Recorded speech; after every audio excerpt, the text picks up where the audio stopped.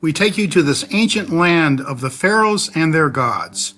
It is the first great human civilization, thousands of years older than the Greeks and Romans, that concentrated in preparing for the afterlife, united by the eternal Nile, a verdant oasis in a parched desert.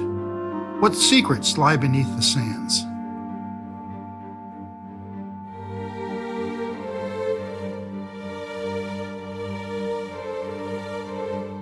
We arrive in Cairo at midnight. A multitude of twinkling lights from the ground greet us. Perhaps the god of sky, Nut, conspires with the god of earth, Geb, to give a shower of golden dust of ages past, to beacon every passers-by, to stop, look, and listen, even for a moment, on how to live eternally the Egyptian way. Death is only the beginning. The Cairo Semiramis Hotel, with its regal amenities along the Nile, is conducive to a deep sleep, perchance to dream of kings and godlike things. To accompany me in this quest of ancient Egypt, I choose Isis, the Egyptian goddess of love and fertility, personified by Cleopatra, whose subjects call her Isis. I choose Thoth, the Egyptian god of knowledge, to help me understand hieroglyphics and the thought processes that led to the greatness of ancient Egypt.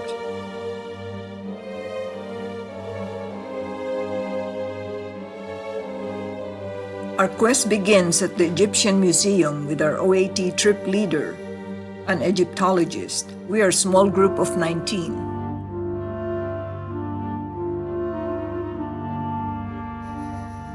The father and mother-in-law of Amenhotep III were found with beds, chariot, storage jars, and others.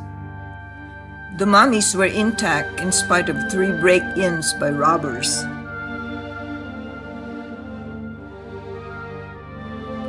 Yuya's wooden sarcophagus was decorated with gilded figures. The 2 ends are that of Thoth. This is farm life in the afterlife.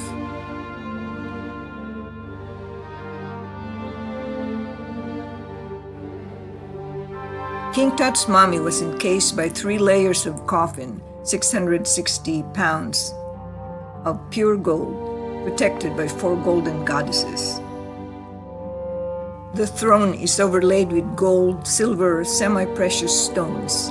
The sun-disked Aten shines on King Tut and his queen, Anaxunamun. This is Akhenaton, the pharaoh who worshipped one god, and the father of King Tut. This is Rahotep and consort Nofret, the brother of Khufu. This young couple is the idealized form of eternity. The Rosetta Stone, the key to all hieroglyphics. Without it, we'd never be able to read the story written on the walls of the king's tombs. In the middle is the hieroglyphic alphabet. Each symbol represents a sound. Some images have a single meaning, as in man or woman. An example of all sound, look to the left at the word meditate. In Egyptian, it is Nikkei. Spell it out reading top to bottom, left to right. Look at the symbol of each letter. N is an image of water, K a cup, A a bird, and Y 2 feathers or 2 streaks.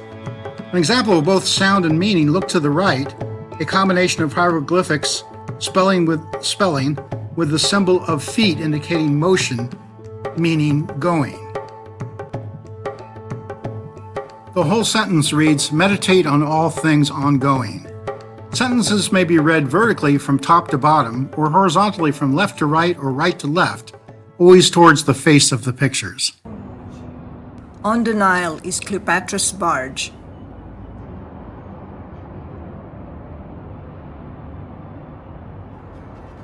She prepares for the evening with her vanity of beauty jars, kohl for heavy eyeliner, lapis lazuli for turquoise mascara, and red ochre for lips.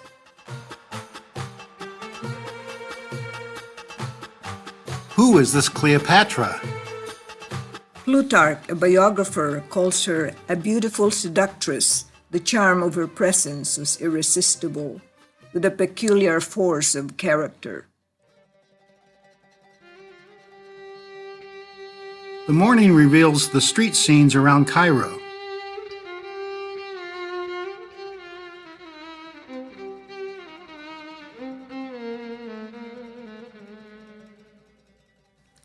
There's the ever-presence of police to protect tourists, and a goddess for protection too. Our guide takes us south to Memphis, the first capital of Egypt. He points out that on the east where the sun rises is the Green Valley, the symbol of birth. On the west where the sun sets is the Yellow Valley, the symbol of death and the burial place. This massive sculpture, fitting for a god, was carved from one piece of limestone. How can you tell its identity?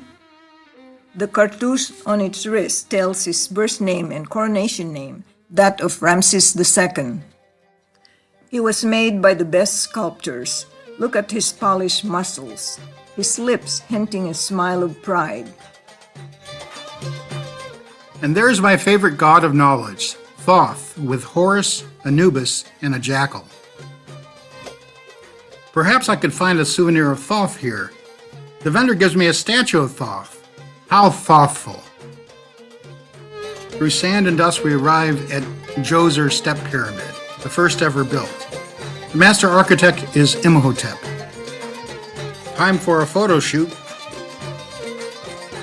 Who wants to crawl inside a pyramid? I do.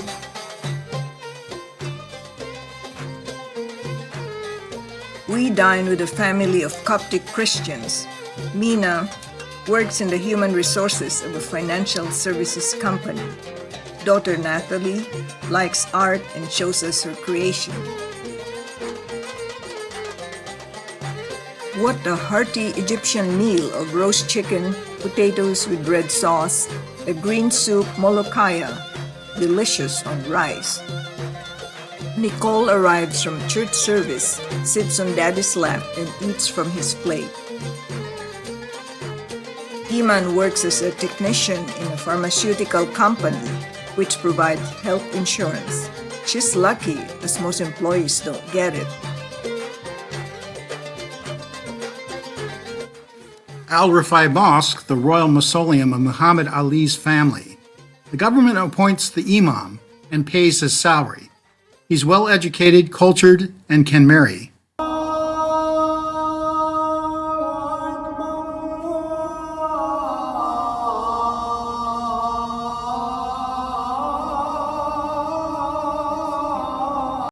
We are here in the middle of Ramadan, a whole month of fasting from sunrise to sunset. No food, water, or sex, to control desire by experiencing what the poor feel when hungry. But after sundown, they party.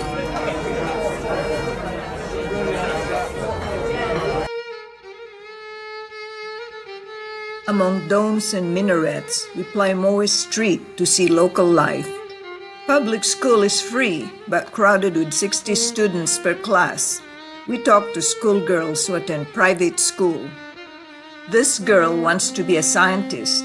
After school, they go to the teacher's home to get more private lessons.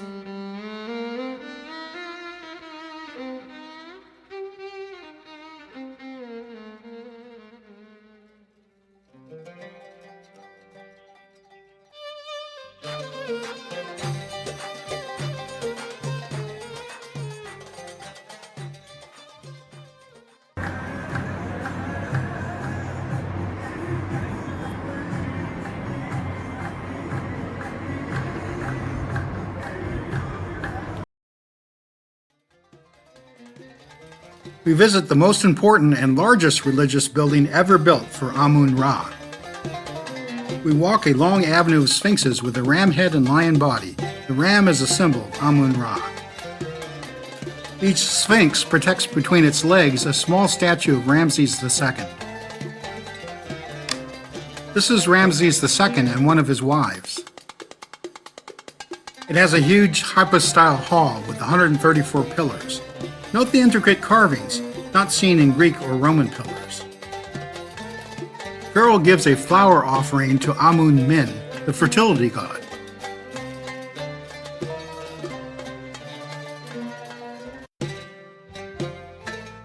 I'm filled with awe at the magnitude of these columns and at the highest obelisk that Hatshepsut built for the king of the gods, Amun. Hatshepsut built 4 obelisks, engraved with her names, titles, and dreams. We board our ship Nefertiti for a 7-day cruise on the Nile. That we're finally on this great river of Egypt. There's no denial. I rise at 4 a.m. to enjoy the quiet beauty of the sleeping town.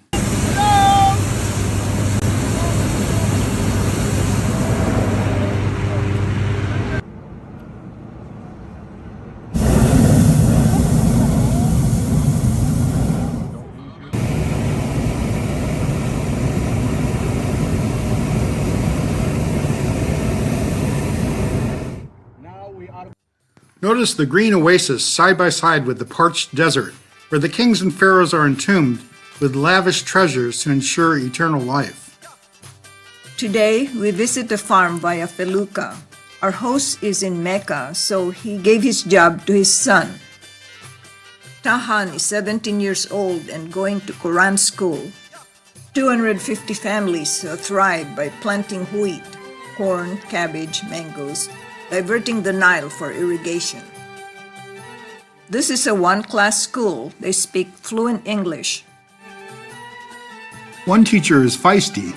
She's 26, still single, while her friends have 4 kids. Does your mother force you to marry, we ask? She wished, she said. Last year I wanted 5 boys. Now if I can have 1, that's good enough. They don't want their photos taken, but if you join them, they feel honored. This kindergarten nanny trained for 3 years online. She reads a story in French or German. They may not understand it, but can translate and get used to the accent. They are more advanced than we are.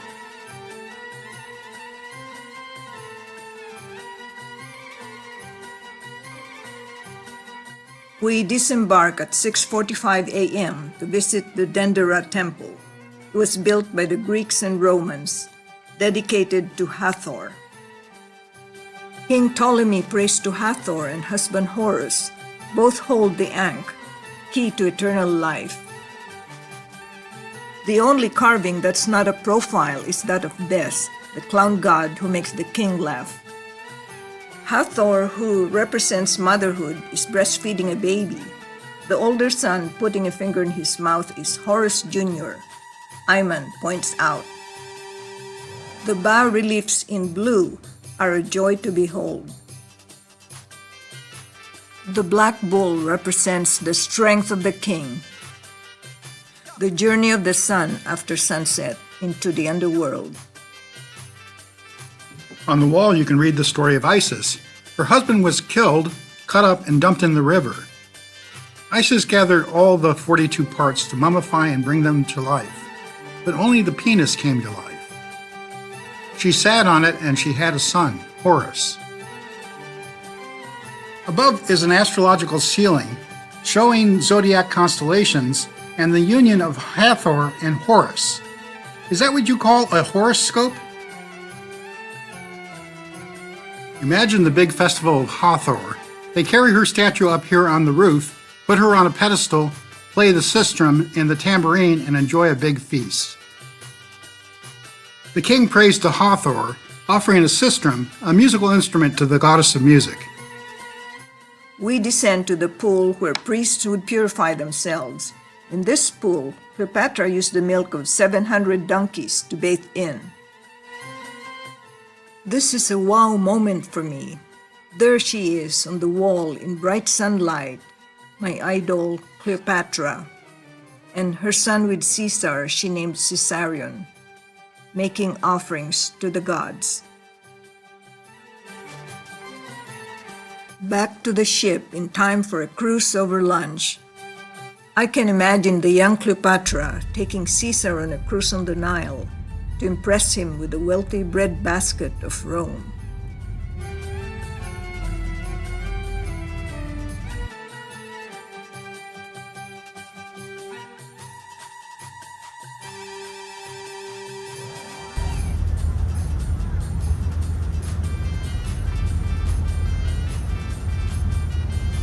He was also impressed by her intelligence and her subjects' loyalty. Thus, Caesar made Cleopatra Queen of Egypt.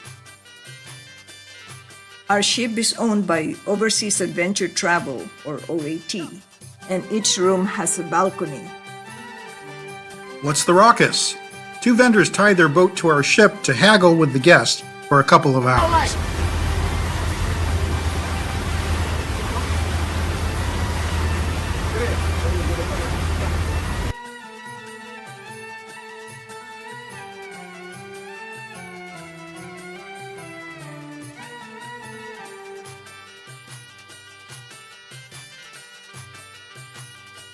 At 5:30 p.m., we visit the Luxor complex, built by Amenhotep III and Ramses II. Ramses' statue is everywhere. He ruled for 66 years till his death at 91. A small statue is his wife Nefertari, not nude but wearing a transparent dress.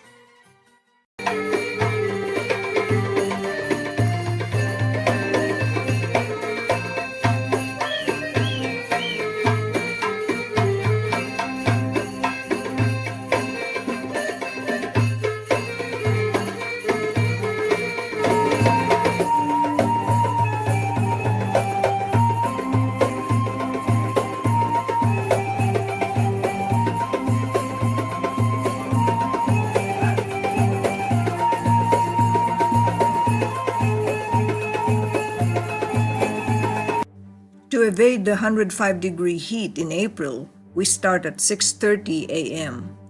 Of the 60 tombs, only 10 are shown in rotation, with a limit of 15 minutes per tomb. No guide is allowed to minimize exposure of the walls. Our guide chooses the four most colorful tombs to visit. Our first sight inside the tomb is a long wall with prayers from the Book of the Dead. The pharaoh, as a mummy representing his ka or spirit, meets the god Anubis and Horus. The vulture in the blue sky and the names of the pharaoh protect him. These are names inside cartouches which the falcon protects. The pharaoh offers incense to Osiris, god of the underworld. Atum, the god of sunset, with guards, follow the journey of the sun. When it sets, it goes under the world. The snake with 3 heads is evil and creates problems. Writing is in the form of amulets protect against evil. Pharaoh gives offering to Osiris's mummy and to Isis with wings, both of which hold the key to life. Because King Tut's tomb is fully intact, it expands our understanding of how important is life eternal to the ancient Egyptian. This is Tut's mummy, left in place here because it was so fragile. Tut meets the mummy of Osiris, the white figure of the god of mummification. Tut meets the high priest in leopard clothing. Moons are protection in the underworld.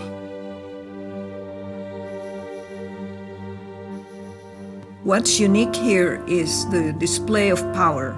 Enemies upside down are thrown in hell. Pharaoh gives an offering to Osiris. The birds with human heads are souls of the dead pharaoh.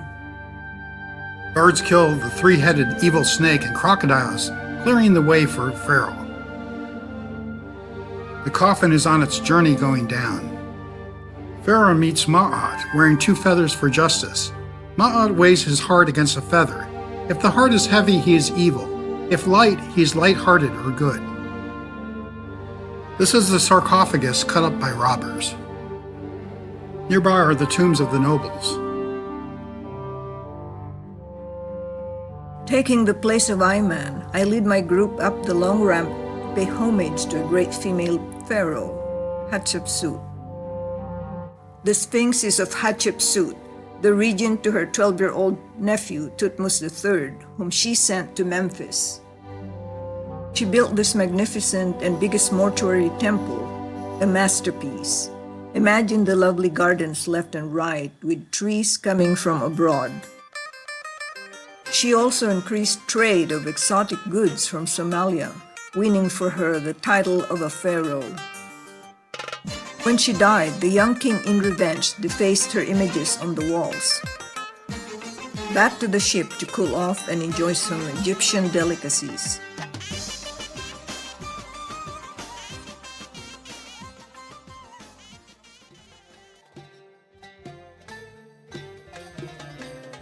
In our morning tour, we gallop to the best preserved temple in a royal chariot.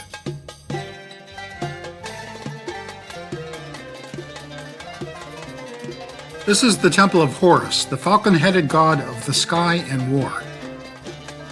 2 falcons greet us. 2 sleepy dogs guard the entrance. Cat god Bastet must have protected the cat to slip past the guard dogs.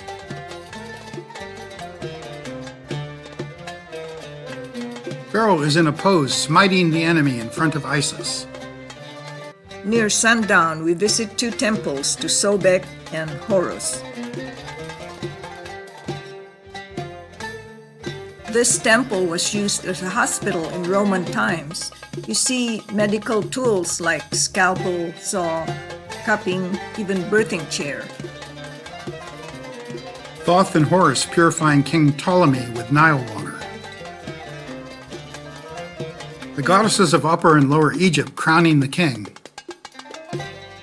Horus gives a stick of protection to the king and to Cleopatra 2 and 3.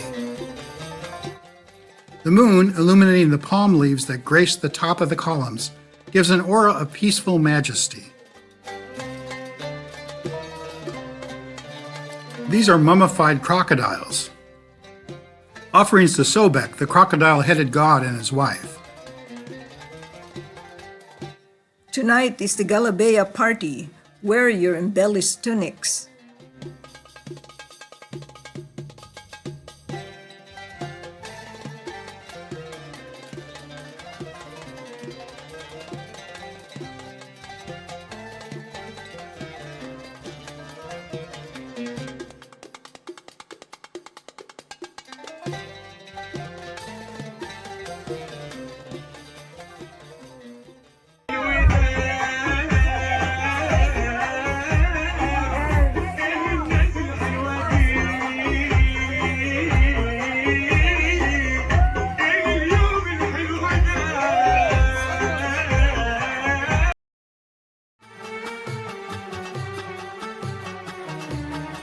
This temple was moved down to Agalika Island to save it from flooding by the Aswan Low Dam.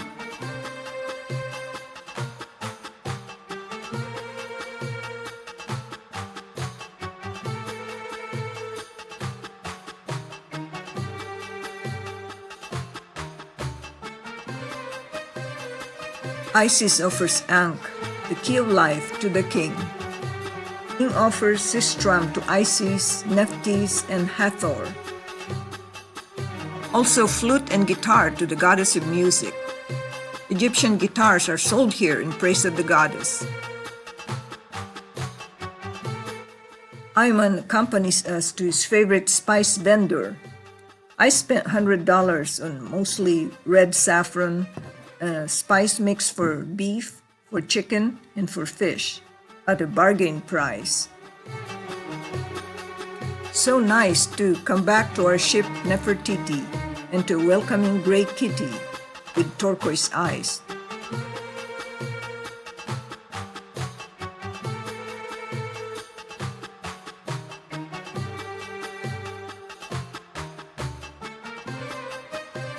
Nubian houses in Tushka town were built to encourage people to move to escape the flooding caused by the high dam.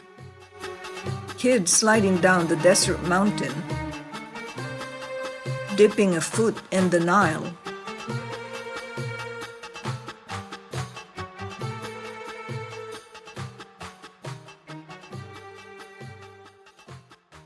We start at 6 a.m. for a 4-hour drive further south to avoid the 105-degree heat. This is the famous facade of Ramses II's tomb. All 4 statues were moved block by block to prevent their destruction from flooding after an international outcry. Battle scenes. Pharaoh on his chariot smites the enemy. The four gods. Isis hands Pharaoh the key to eternity. And Pharaoh opens the door.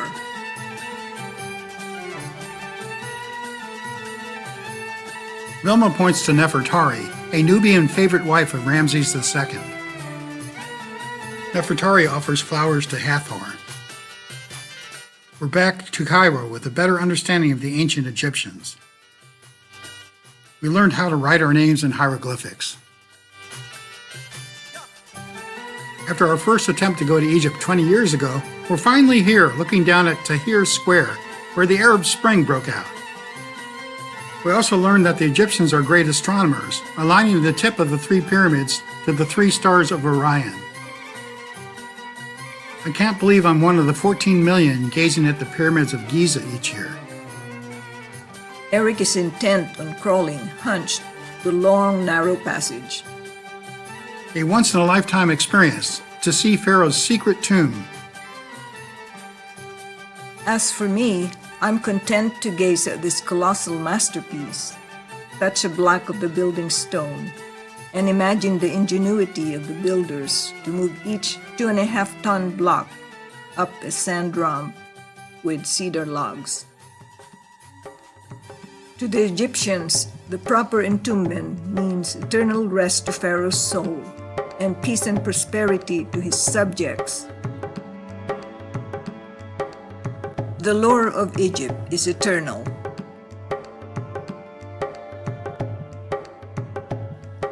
There's an endless stream of buses. Can you imagine 5,000 years ago when there was an endless stream of camels along the Sahara Desert? We shall see. Eric and I don our camel headgear and choose our camel.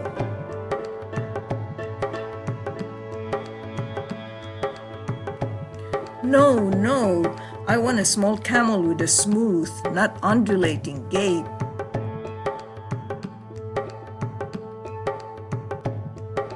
Look, I can touch the tip of the pyramid. I feel closer to the gods as Pharaoh did. And I feel lofty thoughts with the help of Thoth.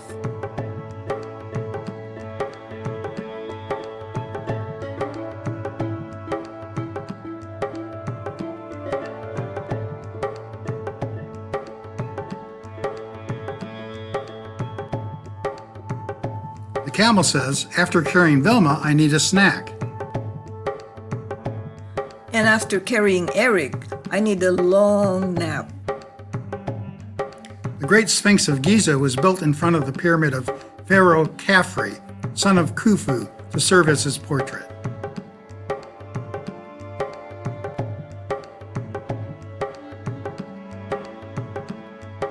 Ayman is happy to show us his hometown. He's always in a good mood, in spite of fasting all day. In Egypt during Ramadan, you can't get fast food.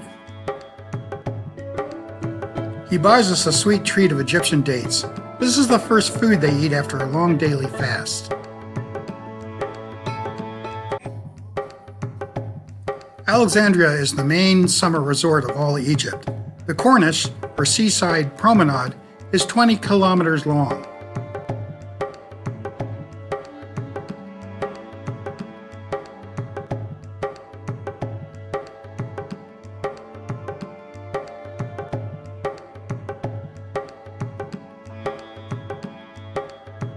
Our lodging for 3 days is the Helnan Palestinian Hotel.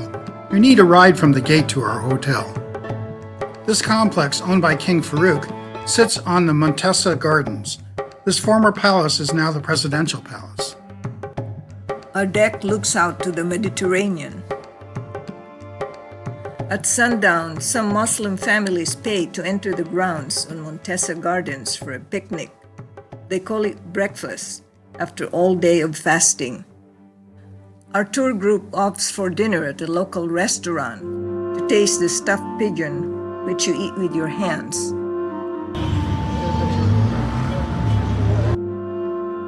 The highlight here is the Library of Alexandria, with its 6 specialized libraries, 4 research centers, and 1.5 million visitors per year. This is Alexander the Great, which the city was named after and where Cleopatra ruled. The sun disk symbolizes the rise of knowledge from the sea. I'm sure Thoth is very happy. This ramp, Ayman explains, symbolizes the passing of that knowledge from the library to Alexandria University nearby. This modern library is a magnet to lovers of knowledge like Vilma and I, and our fellow traveler, Connie.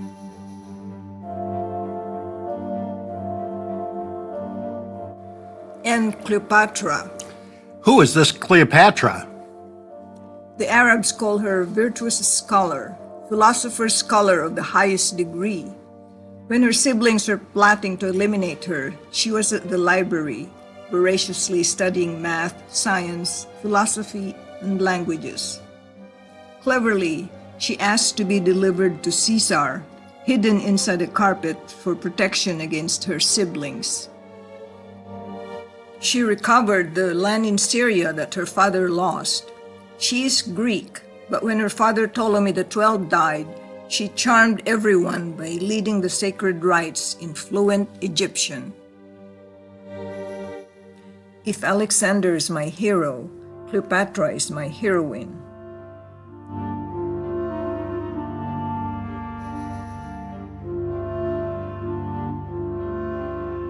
A visit to the National Museum brings out another secret from the distant past. Wow, there she is, Cleopatra.